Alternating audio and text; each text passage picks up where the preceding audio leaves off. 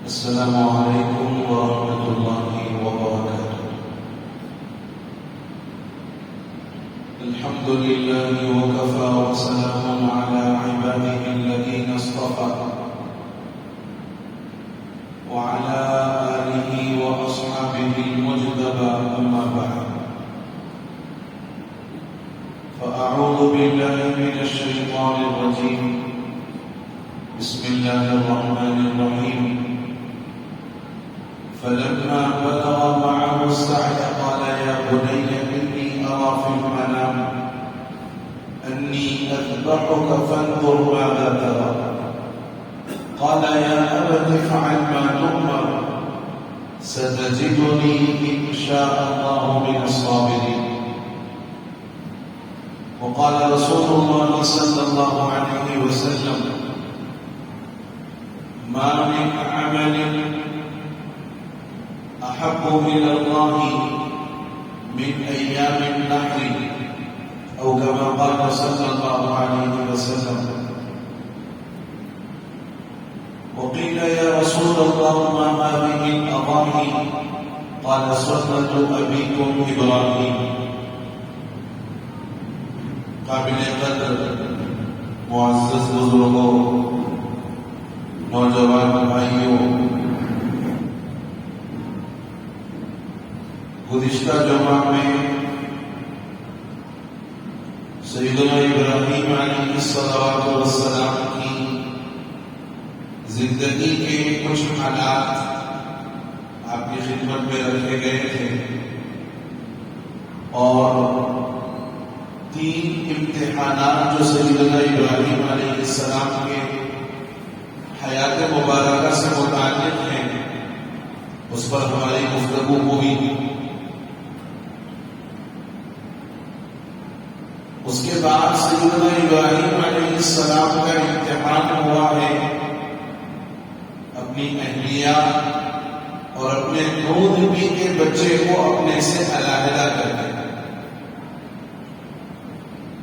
حضرت سارہ رضی اللہ عنہا کے کہنے پر آپ نے سیدہ حاجرہ رضی اللہ عنہا سے نکاح فرمایا. اس نکاح کے نتیجے میں سیدنا اسماعیل علیہ السلام تولد ہوئے اور قربانی کا واقعہ سیدنا اسماعیل علیہ السلام ہی کے ساتھ وابستہ ہے. جب یہ بالکل دودھ پینے کے عالم میں ہے، اللہ نے اپنے خلیل کا امتحان لیا اور آپ کو یہ حکم دیا کہ اپنے بیوی اور اپنے اس دودھ پیتے بچے کو ایک بے آب و گیاہ میدان میں، ایسی جگہ جہاں پر انسان، چرند، پرند، زمین سے اگنے والی کوئی چیز، پانی جو انسان کی ضروریات میں بنیادی ضرورت ہے، ایسی کوئی چیز جہاں پر نہ ہو وہاں لے جا کر اپنے بیوی اور اپنے اس دودھ پیتے بچے کو چھوڑ کر آؤ. سیدنا ابراہیم علیہ السلام جو کہ پہلے ہی کار تھے، اللہ کا حکم ہوا، آپ نے قبول فرمایا.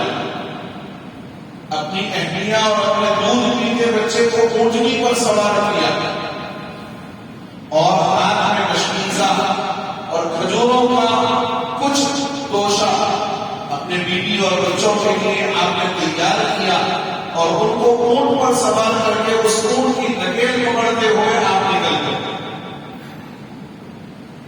جب وہ بے آب و گیاہ میدان آیا جہاں اللہ نے حکم دیا کہ اپنے بیوی اور اپنے بچے کو یہاں پر چھوڑنا ہے،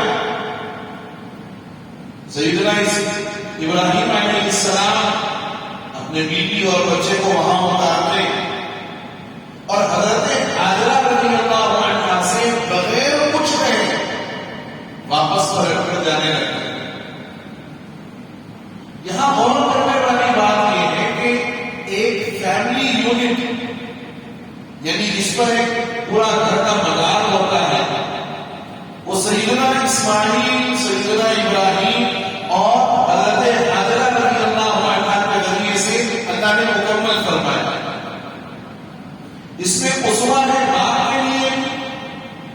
میں اسوہ ہے بیٹے کے لیے بھی، اور اس میں اسوہ ہے بیوی کے لیے۔ حضرت ابراہیم نے کوئی جملہ نہیں فرمایا حضرت حاجرہ سے، ان کو وہاں پر اتارا اور اونٹ کو پھر آپ نے واپس اس کا رخ دوسری طرف کیا اور نکیل پکڑ کر واپس جانے لگے۔ سیدنا حاجرہ رضی اللہ عنہ نے دامن خلیل کو پکڑا، اپنے شوہر کے دامن کو پکڑ کر کے کہا، خلیل اس وادی میں جہاں انسان نہیں ہے، چرند نہیں ہے، پرند نہیں ہے، ایسی بے آب و گیاہ وادی میں جہاں انسان کی زندگی کے گزرنے کے کوئی امکانات نہیں ہے، کس کے بھروسے کر کے چھوڑ کر جا رہے ہیں؟ کس کے حوالے کر کے چھوڑ جا رہے ہیں؟ سیدنا ابراہیم نے پھر بھی کوئی جواب نہیں دیا۔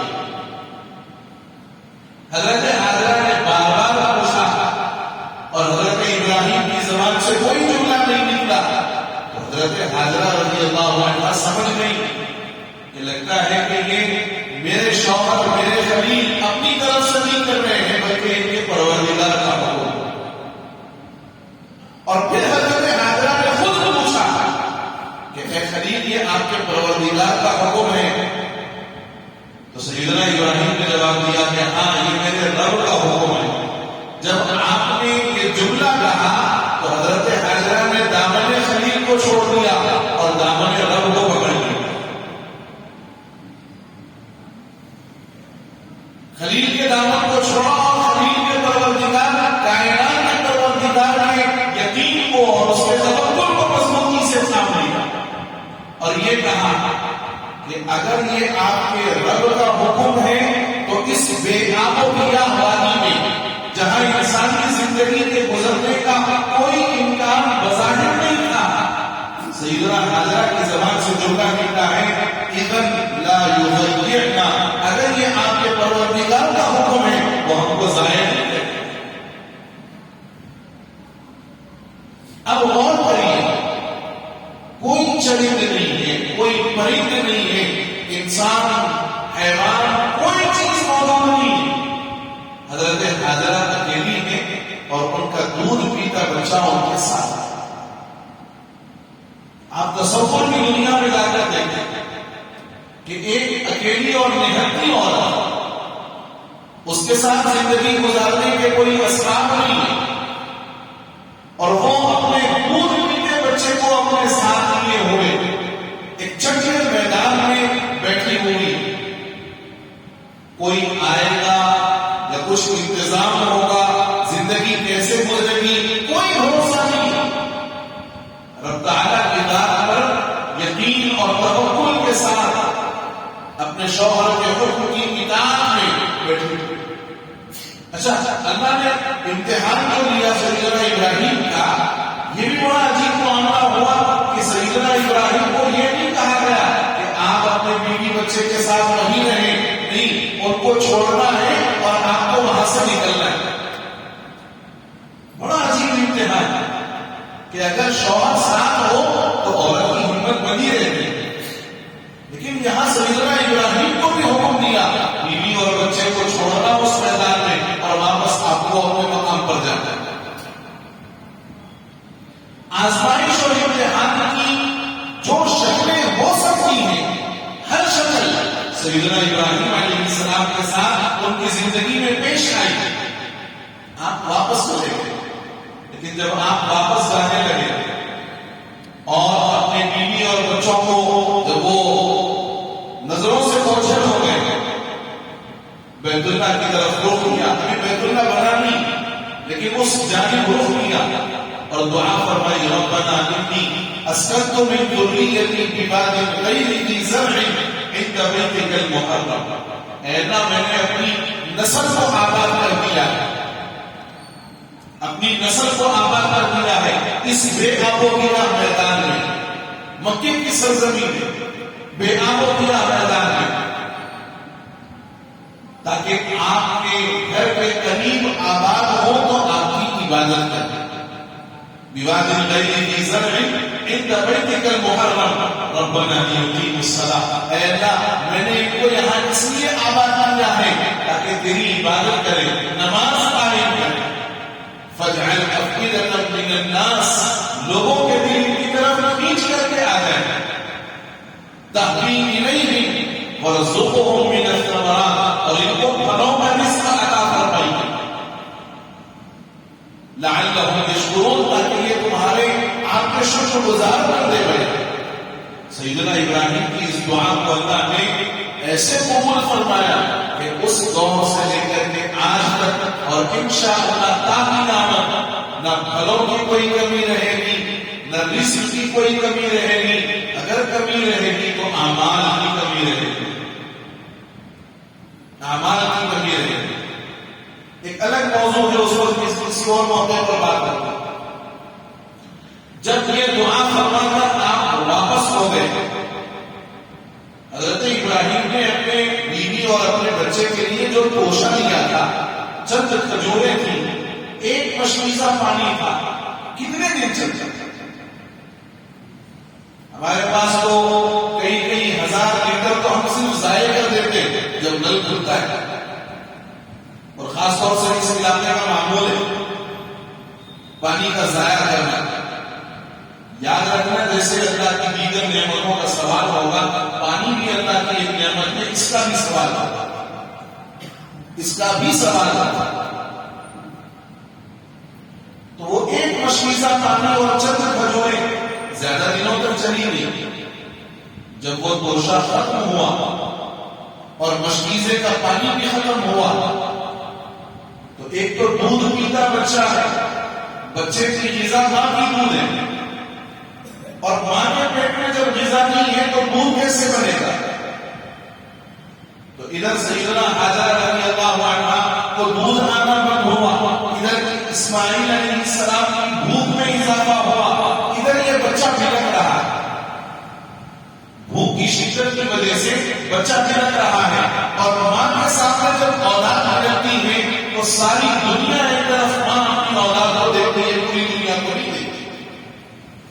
اللہ نے ایک عجیب مزاج رکھا ہے اور ایک الگ طبیعت بنائی ہے کہ ماں اگر پاگل بھی ہو جائے اپنی اعتبار سے, ذہنی اعتبار سے وہ معروف بھی ہو جائے, وہ اپنی اولاد کو نہیں بھولتی. وہ ساری دنیا بھول سکتی ہے, اپنی اولاد کو نہیں بھولتی.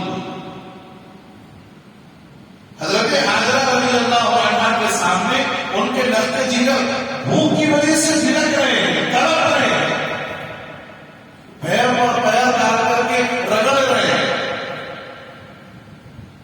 اور سیدہ حاجرہ رضی اللہ عنہا کو یہ بات معلوم ہے کہ یہ وہ میدان ہے جہاں کوئی چیز ملنے والی نہیں ہے, بے آبیا میدان ہے, چٹیا میدان ہے, کوئی چیز ملنے والی نہیں ہے. لیکن پھر بھی بچے کی مسکراہٹ کو دیکھ کر اپنے طور پر کوشش کی سیدنا حاجرہ کبھی صفا پر چڑھتی اور کبھی مروہ کی طرف آتی, کبھی مروہ کی طرف جاتی اور کبھی صفا کی طرف آتی. اس طریقے سے آپ نے 7 چکر لگائے اور اپنی اولاد کی بھوک مٹانے کے لیے اللہ کی بات پر یقین کرتے ہوئے جو آپ ادھر سے ادھر, ادھر سے ادھر, جو جس یقین کے ساتھ آپ گئی ہیں, اللہ کو وہ ادا اتنی پسند آئی کہ ہر حاجی جب حج کے لیے جاتا ہے تو صفا اور مروہ کے درمیان میں صحیح کرنے کو اللہ تعالیٰ نے اس کے لیے ارکان حج میں سے کر دیا. حج کے کاموں میں سے ایک کام صفا اور مروہ کے درمیان کی صحیح اللہ نے طے فرما دی کہ ہر حاجی جب جائے گا حضرت حاجرہ کی اس ادا کو وہاں پر نقل کر کے آئے گا. اور یہاں ایک دوسرا سبب بھی ہے, بالخصوص وہ نوجوان جو گھر میں بیٹھ کے رہتے ہیں, وہ نوجوان جو اپنے والد کی کمائی پر اپنی زندگی کا دار و مدار رکھے ہوئے, ان کے لیے بہت بڑا سبب ہے. سیدہ حاجرہ رضی اللہ عنہا باوجود کہ عورت تھی, معلوم یہ تھا کہ اسباب نہیں ہے, کچھ ملے گا نہیں, لیکن اس کے باوجود بھی انسان کے بس میں جو کوشش کرتا ہے, انسان کے بس میں جو عمل اختیار کرنا ہے, اس عمل کو آپ نے ضرور اختیار کیا. اس سے بھی پیچھے ہٹے, یہ نہیں کہا کہ بھائی یہاں تو کوئی چیز ملنے والی نہیں ہے, کوئی پانی کا مسئلہ نہیں ہے، کوئی پھل کا مسئلہ نہیں ہے، میں کیوں کوشش کروں؟ سیدنا حاجرہ نے ایسا جملہ نہیں کہا، بلکہ آپ نے عملی طور پر چکر لگائی، ایک مرتبہ نہیں 7 مرتبہ چکر لگائی، صفا اور مروہ 7 مرتبہ چکر لگائی۔ نوجوانوں کے لیے بہت بڑا سبب ہے جو اپنے آپ کو جابلیس بنا کر کے بیٹھے ہوئے ہیں اور یہ کہتے ہیں کہ صاحب مارکیٹ کا حال بڑا عجیب ہے۔ ہم جانتے نہیں بلکہ پوری دنیا جانتی ہے کہ اس وقت کے حالات بڑے عجیب ہیں، اس کا کوئی انکار نہیں، لیکن بحیثیت محنت کرنے کے اور اپنے طور پر اپنی معاش کا انتظام کرنے کے ہر انسان کا ضروری ہے کہ وہ جو ممکن کوشش ہو سکتی ہے وہ کوشش کرے۔ جب سیدنا حاجرہ رضی اللہ عنہا کہ یہ 7 چکر پورے ہو گئے، اللہ نے حضرت جبرائیل کو حکم دیا، جبرائیل جاؤ وہاں میری بندی اپنے بچے کی بھوک اور اس کی طلب کی وجہ سے ادھر ادھر حیران و سرگردہ ہے، اور وہ نبی جو مستقبل میں بڑے کام جن کو کرنے ہیں اور جن سے میں اپنا ایک عظیم عمل متعلق کرنے والا ہوں، وہ بھوک کی وجہ سے اپنے پیر رگڑ رہے ہیں۔ جہاں اسماعیل اپنے پیر رگڑ رہے ہیں، اپنا پر وہاں پر مارنا، وہاں سے پانی کا چشمہ نکل پڑے گا، یہ وہی چشمہ تھا جس کو میں اور آپ زمزم کہتے ہیں۔ جب ایک مرتبہ سیدنا جبرائیل نے پر کا ضرب لگایا، اپنا پر مارا، پانی کا چشمہ یوں ابلنا شروع ہوا کہ ریتیلے میدان میں، بے آب و گیا وادی میں اس پانی کے چشمے کا نکل آنا اللہ کی بہت بڑی نعمت تھی، اور حضرت حاجرہ نے چاہا کہ یہ رک جائے، اس لیے کہ جب چشمہ ابلا تو بس ابلتا چلا گیا۔ روایات میں لکھا ہے کہ اگر سیدہ حاجرہ رضی اللہ عنہا زمزم نہ کہتی تو ساری دنیا اس پانی کی لپیٹ میں ہے۔ زمزم کے معنی ہے رک جا، وہی نام اس کنویں کا پڑا۔ جب وہاں وہ کنواں پیدا ہوا، اللہ نے سیدنا جبرائیل علیہ السلام کو حکم دیا اور آپ کے پر کے ضرب سے، اسماعیل کی ایڑی کی رگڑ سے جب وہ چشمہ نمودار ہوا، پھر آہستہ آہستہ آبادی قائم رہی۔ اس لیے کہ پانی جہاں ہوتا ہے وہاں پرندے ہوتے ہیں، اور لوگ پرندوں کو دیکھ کر کے سمجھتے ہیں کہ یہ آبادی والا علاقہ ہے۔ قبیلے بنو جرہم جو سب سے پہلے حضرت حاجرہ رضی اللہ عنہا کے بعد اس وادی میں آباد ہوا ہے، قبیلے بنو جرہم، اور اسی میں سیدنا اسماعیل علیہ السلام کا نکاح بھی ہوا۔ جب یہ امتحان میں آپ کامیاب ہوئے، پورے اتر گئے، اللہ نے ایک اور عظیم الشان امتحان دیا، اور قرآن میں اس کی منظر کشی کی کہ ایک تو عمر کے بڑے حصے کے گزرنے کے بعد اولاد کی نعمت ملی۔ روایات میں ہے کہ 80-82 سال، بعض لوگوں نے لکھا کہ 77 سال، بعض نے لکھا 120 سال، مختلف روایات۔ اتنی باتیں ہیں کہ عمر کا ایک بڑا حصہ گزرنے کے بعد اللہ نے اولاد کی نعمت دی، اور انسان چاہتا یہ ہے کہ جب اس کی اولاد ہو تو وہ اولاد اس کے بڑھاپے کا سہارا ہو، اور یہ چیز فطری طور پر ہے۔ انسان چاہتا ہے کہ اولاد اس کے بڑھاپے کا سہارا بنے، اس لیے کہ یہ ساری زندگی جو محنت کرتا ہے، جو کوشش کرتا ہے، وہ اس اولاد کے لیے کرتا ہے، اور جب وہ بڑھاپے کے اس پڑاؤ میں جاتا ہے جہاں وہ کچھ کرنے کے قابل نہیں رہتا، اب اس کے دل میں یہ خیال پیدا ہوتا ہے کہ یہ میری اولاد میرے بڑھاپے کا سہارا بنتا ہے۔ اور یاد رکھنا نوجوانوں، ماں باپ کو لاٹھی کی ضرورت نہیں، اولاد کے کندھے کی ضرورت ہوتی ہے۔ ہم یہ سمجھتے ہیں کہ ہم نے خوبصورت قسم کی لاٹھی لا کر کے اپنے والد کو دے دی، اپنی والدہ کو دے دی، ہم نے کام کر دیا۔ نہیں، والد اور والدہ اس دور میں لاٹھی سے زیادہ تمہارے کندھے کے محتاج ہوتے ہیں، وہ چاہتے ہیں کہ لاٹھی پکڑ کر کے نہیں، تمہارا کندھا پکڑ کر کے آگے۔ جب سیدنا اسماعیل علیہ السلام چلنے پھرنے کے قابل ہو گئے اور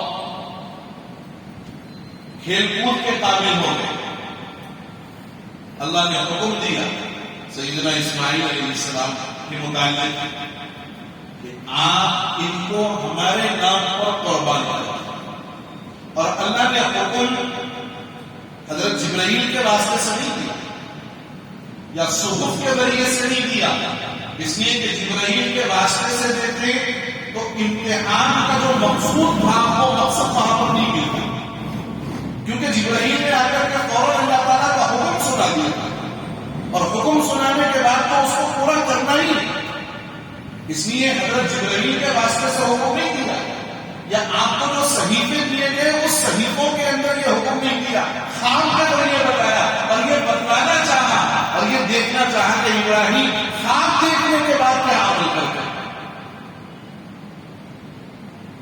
جن کے مقام بلند ہوتے ہیں ان کے انداز اور ان کے امتحان بھی نرالے ہوتے ہیں۔ پہلے دن آپ نے خواب دیکھا، تھوڑا سا تردد ہوا، میں نے بڑا عجیب قسم کا خواب دیکھا ہے، اپنے بیٹے کو ذبح کرتا۔ جو تردد ہوا، اس تردد کی وجہ سے اس کا نام یوم الترویہ پڑا، 8ویں ذی‌الحجہ۔ اور دوسرے دن جب آپ نے پھر وہی خواب دیکھا، آپ سمجھ گئے کہ یہ پروردگار کا حکم ہے، اور انبیاء کا خواب بھی وہی ہوتا ہے۔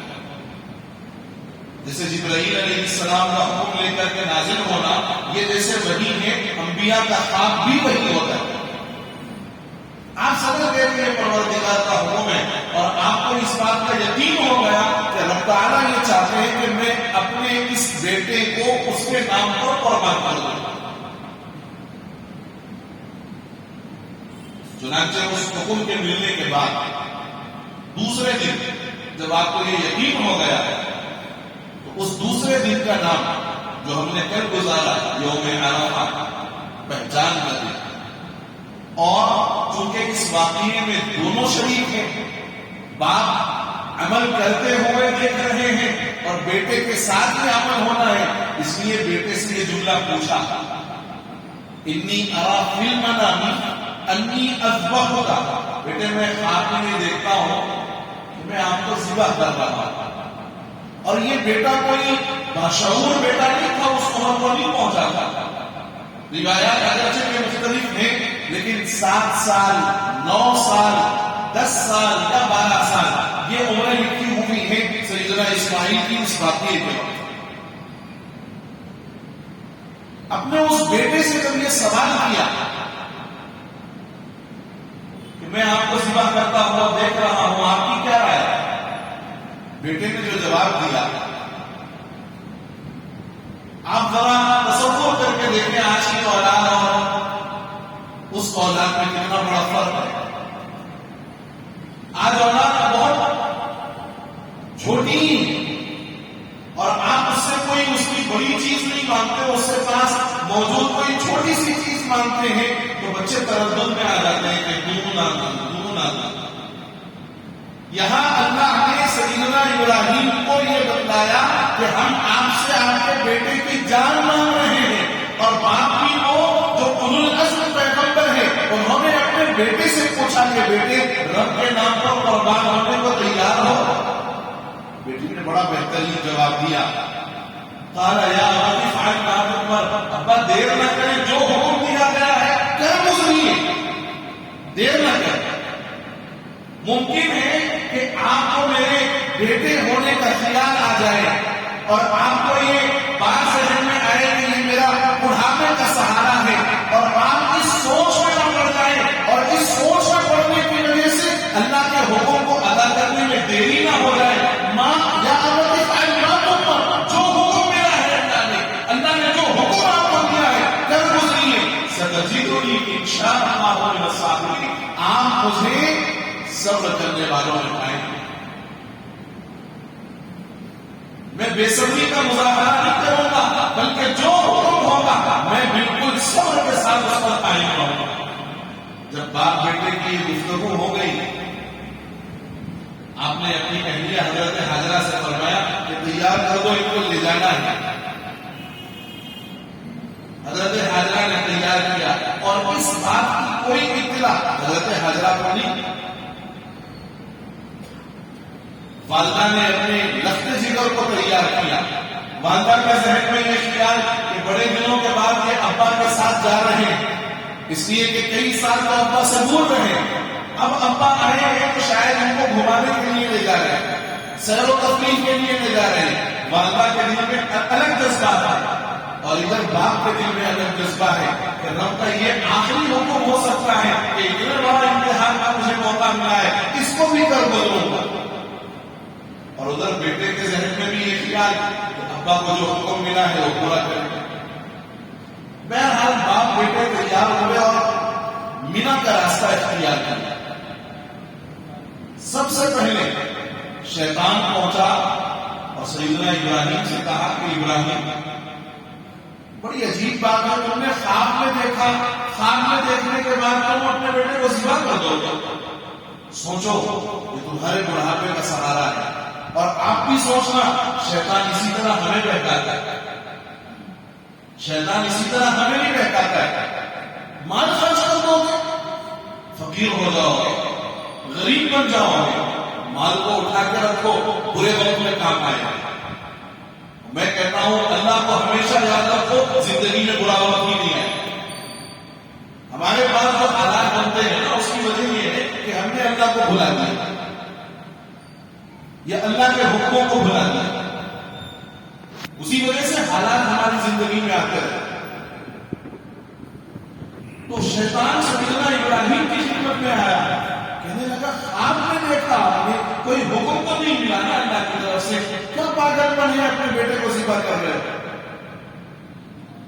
سیدنا ابراہیم علیہ السلام سمجھ گئے کہ یہ شیطان ہے. آپ نے رات سے کچھ کنکر اٹھائے اور اس پر آپ نے برسا دیے، اس پر آپ نے پھینکے. شیطان وہاں سے چلا. پھر اس کے بعد اپنے مکر و فریب کا جال سیدنا اسماعیل علیہ السلام پر ڈالنا چاہا. جا کر کے ان سے سوال کیا کہ بھائی جانتے بھی ہو ابا کہاں لے جائے؟ انہوں نے کہا ہاں میں جانتا ہوں. تمہارے ابا تمہیں ذبح کرنے لے جا رہے ہیں؟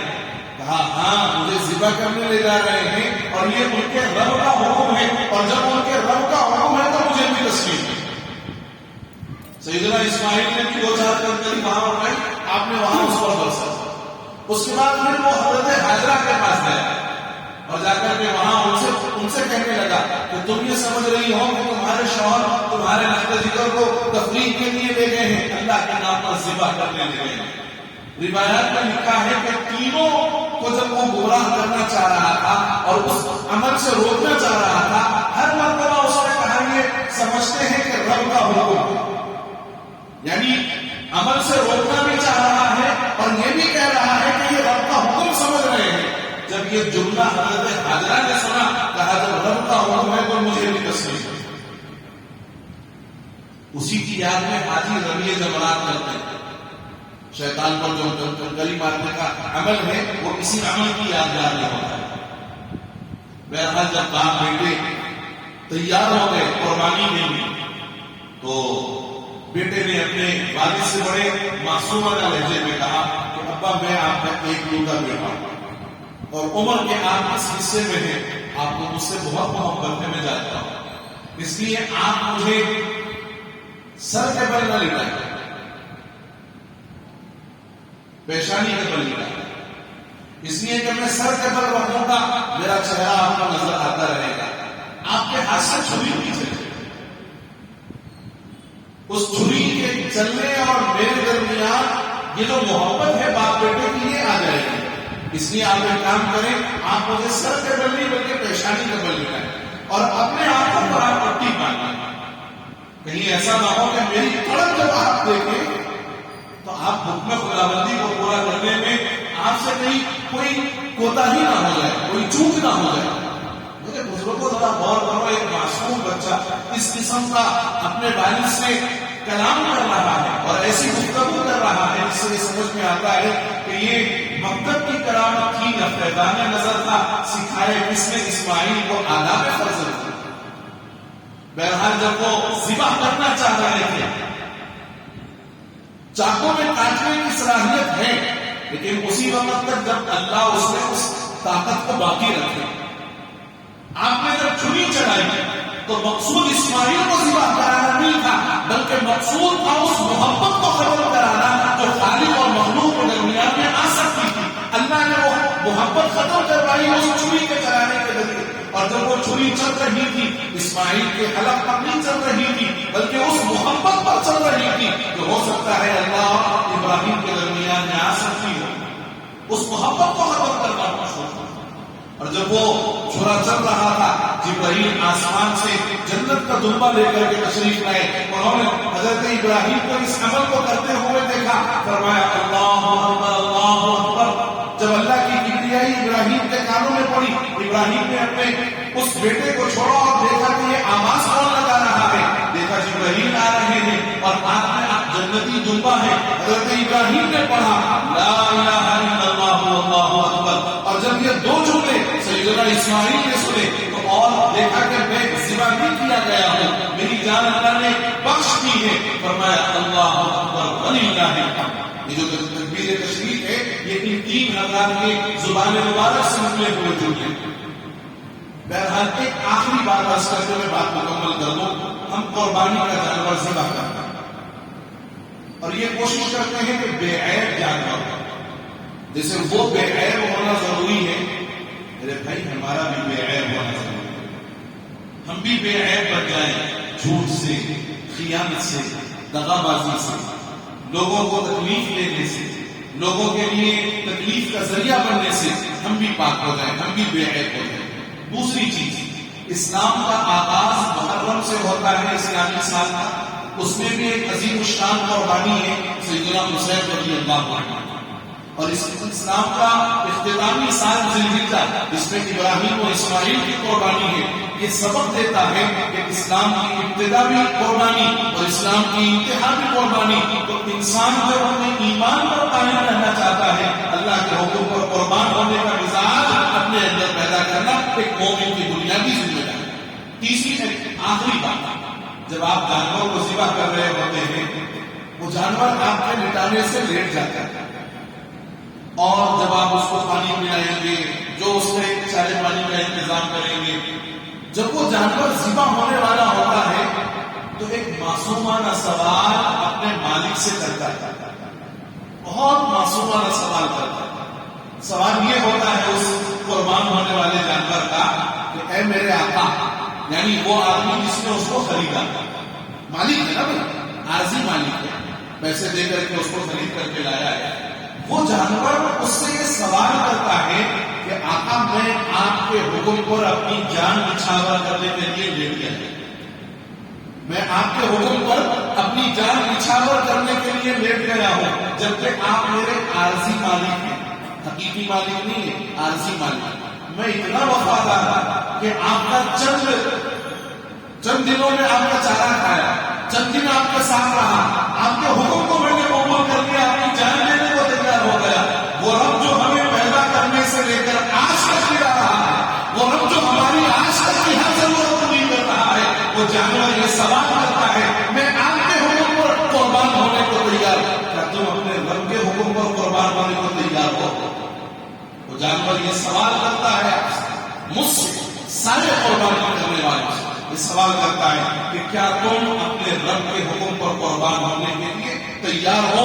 میرے بزرگوں، قربانی کرنے سے پہلے اس سوال کو بھی سننا اور اس کا جواب دینے کی ضرور کوشش کرنا۔